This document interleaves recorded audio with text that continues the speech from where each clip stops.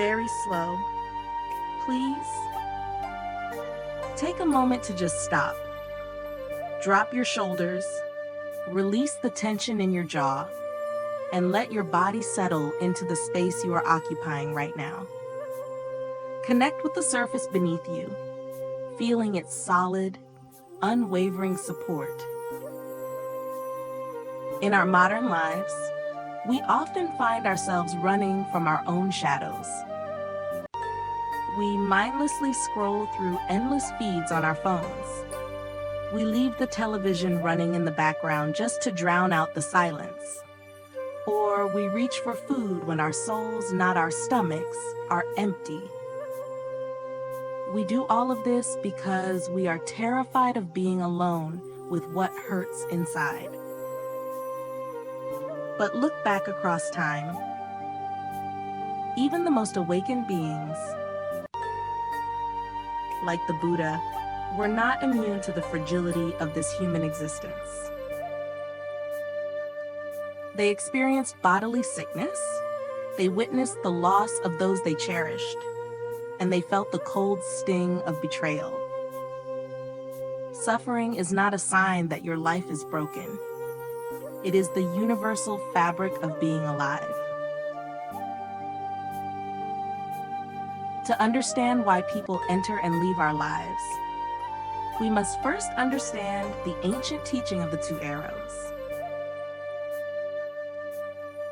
When an event happens, a betrayal, a sudden departure, or a heartbreak, that is the first arrow. It is shot by the world, and it causes natural, inevitable pain. However, when we replay that hurt over and over, when we birth resentment and demand to know why it happened to us, we are shooting a second arrow into the exact same wound. The first arrow was the world's doing. The second arrow is our own mind's reaction. And that, my friend, is where our true suffering begins. Warm, compassionate, steady, breathing in, I know that pain is present within me. Breathing out, I smile to my pain. To heal the wounds left by those who have walked away, we must first transform how we look at our own suffering. Most of us spend our entire lives fighting our pain, trying to suppress it, or running away from it as if it were an enemy. But true freedom does not come from destroying our wounds. It comes from learning how to gently welcome them, how to cradle them with deep understanding. Let us contemplate a simple truth of nature: the relationship between the mud and the lotus flower. Imagine looking at a beautiful, pure white lotus blooming on the surface of a quiet lake. It radiates peace, clarity, and elegance. Yet, we must ask ourselves, where did this magnificent flower come from? It did not grow from the clear sky, nor did it grow from polished marble. It grew from the thick, dark, foul-smelling mud at the very bottom of the pond. The mud represents our suffering, our heartbreaks, and the agonizing pain of abandonment. The lotus represents our awakening, our peace, and our capacity to love unconditionally. Without the mud, the lotus cannot grow. Without the nutrients found deep within the soil of our suffering, we can never cultivate true understanding and compassion. Suffering is not an obstacle to your peace. It is the very raw material from which your peace is born. When someone leaves your life and a deep ache forms in your chest, do not try to push it away. Do not say, "I must be strong. I must not cry." Instead, see your mind as a loving mother, and see your pain as her crying newborn child. When a baby cries, a wise mother does not get angry at the baby. She does not judge the baby, and she does not ignore the cries. She drops whatever she is doing, picks up the infant, and holds it tenderly against her chest. She whispers, "I am here for you. I know you are hurting, and I will take good care of you." Can you do that for yourself right now? Can you hold your own aching heart with that same maternal tenderness? Sit quietly with your sorrow. Let the tears flow if they need to flow. Just breathe in and embrace the loneliness. Breathe out and cradle the betrayal. By simply being present with your pain without judgment, the heavy mud inside you will slowly, beautifully begin its transformation into the lotus of wisdom. Let us now expand the boundaries of our awareness, moving from the quiet sanctuary of our own hearts to the intricate web of our relationships with others. When someone enters our life, brings us immense joy, and then suddenly walks away, leaving us broken, our immediate reaction is often anger or a sense of deep injustice. We feel wronged. We ask how they could be so cruel, how they could violate our trust. But let us pause and look deeper with the eyes of compassion.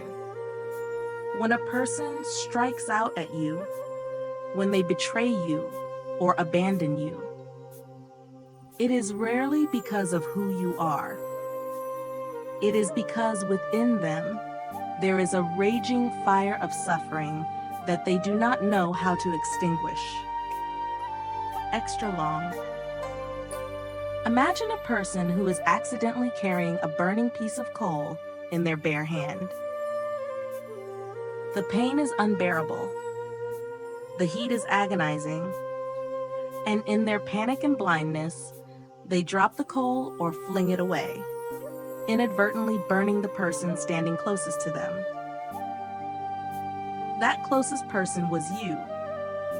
They did not burn you because they hated you. They burned you because they themselves were on fire, consumed by their own unhealed trauma, their own fears, and their own deep-seated insecurity. There is an old story from the life of the Buddha that illustrates this profound truth. One day, as the Buddha was walking through a village, a man who was deeply furious with the Buddha's teachings approached him. Long. The man stood before him and began to shout insults, short, cursing his name, and spitting out words of pure hatred. The Buddha did not retaliate. He did not defend himself, nor did his expression change. He simply listened with utter stillness and profound peace. When the man finally ran out of breath and grew silent, the Buddha smiled gently and asked him a question. "My friend, if you buy a gift for someone, and that person chooses not to accept the gift, to whom does the gift belong?" The man, surprised by the question, replied roughly, "Well, it belongs to me. Of course. I bought it, so it stays with me." The Buddha nodded slowly and whispered, "That is correct. And in the same way, I do not accept your anger, nor do I accept your insults. Therefore, they remain with you. They are your burden to carry, not mine." When we understand this, the nature of forgiveness completely changes. Forgiveness is not an act of weakness. Long. It is not condoning the harmful actions of the person who left or hurt you. It is not saying that what they did was right.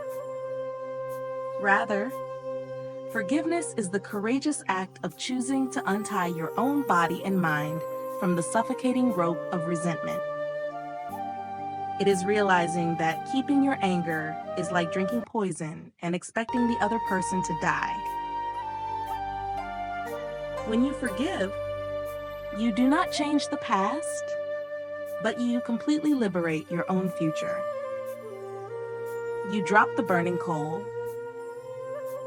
you let them go, and in doing so, you finally let yourself step into the light. Low pitch, reflective. Breathing in, I listen deeply to the silence within.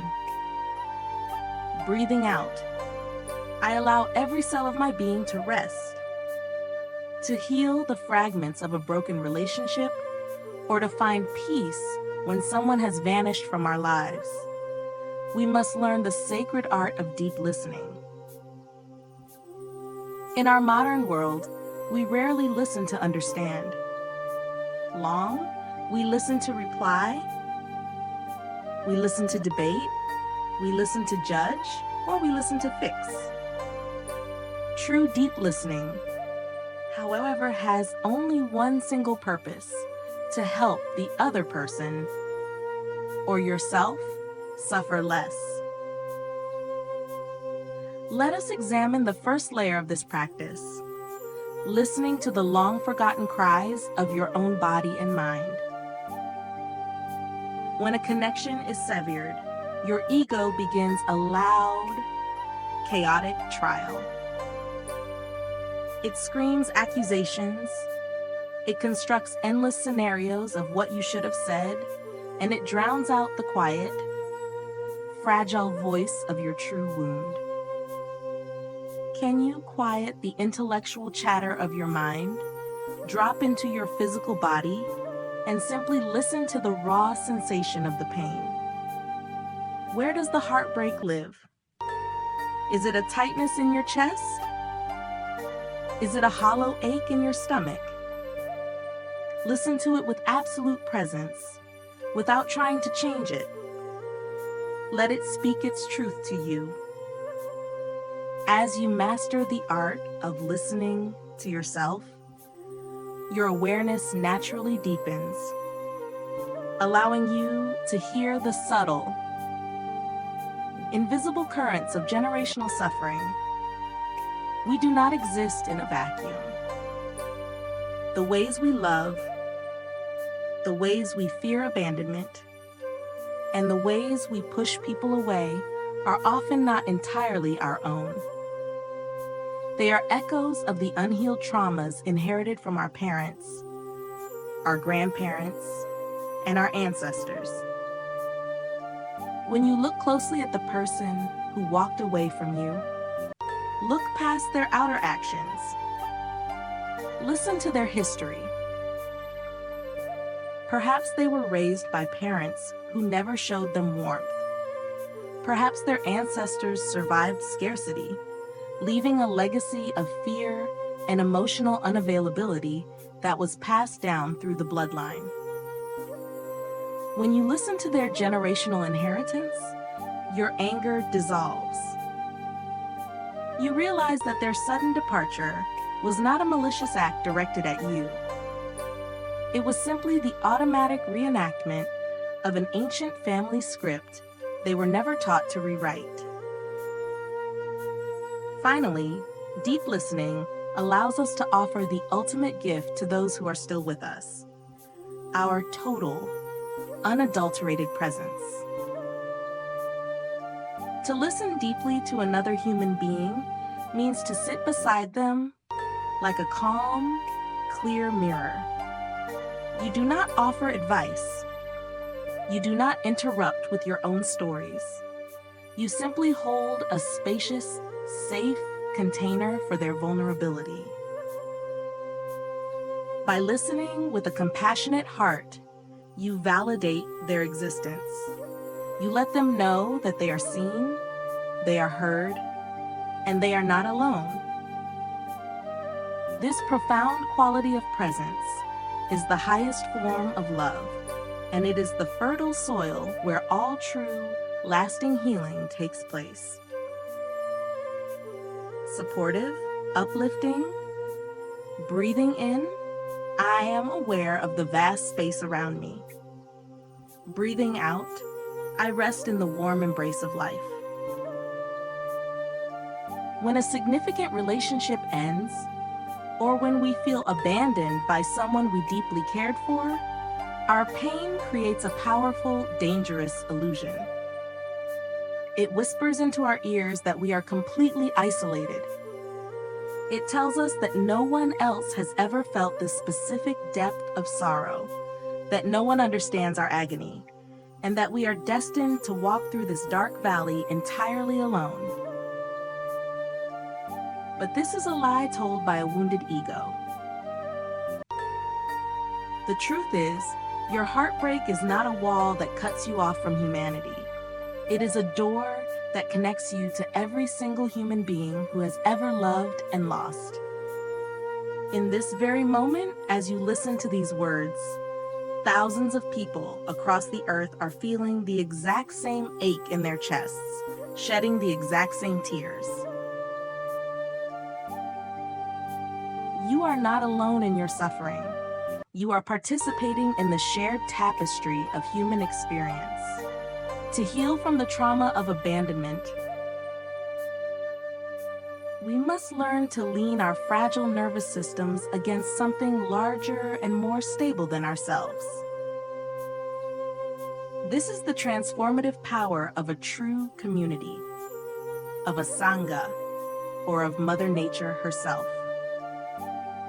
Imagine a single fragile leaf detaching from a tree in a violent autumn storm. On its own, it is tossed helplessly by the freezing winds, crushed by the heavy rain, and quickly decays in isolation. Long, but if that leaf falls into a great flowing river, it becomes part of a massive, unstoppable current. The river carries the leaf effortlessly, absorbing its individual weight, protecting it from being crushed, and guiding it safely to the vast ocean. When your mind is drowning in panic and grief, you cannot find peace by intellectualizing your pain. You find peace by placing yourself in an environment of collective stillness. When an unstable, traumatized nervous system sits in the presence of a stable, peaceful community, or walks among the ancient, silent trees of a forest, a beautiful biological phenomenon occurs. Your heartbeat begins to sync with the steady rhythm of the earth. Your breath naturally slows down. The collective energy of peace around you flows into your body, soothing your raw nerves and doing the heavy lifting of healing for you. You do not need to wait for a perfect external sanctuary to experience this. You can find your ultimate refuge right here, in the present moment. Your true home is not found in the validation of another person. Your true home is not in a past that is already gone, nor is it in a future that has not yet arrived. Your true home is found within the simple rhythm of your own breath.